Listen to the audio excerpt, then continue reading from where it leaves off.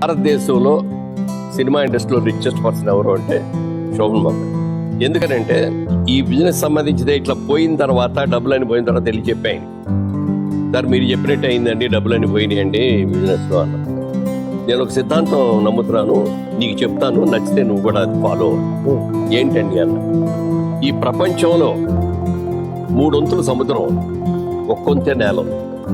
నివసించడానికి ప్రదేశం ఉన్నది చాలా తక్కువ, 20% ఉంటుంది, అంతకంటే ఎక్కువ ఉండదు.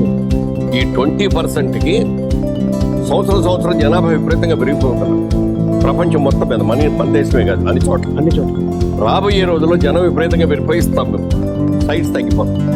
సో ల్యాండ్కి విపరీతమైన గిరాకీ వస్తుంది రాబోయే రోజుల్లో అని ఒక ఆలోచనతో నేను సంపాదించిన ప్రతి పైసా రియల్ ఎస్టేట్ మీద పెడతాను, మొత్తం ప్రాపర్టీ చేసుకుంటాను.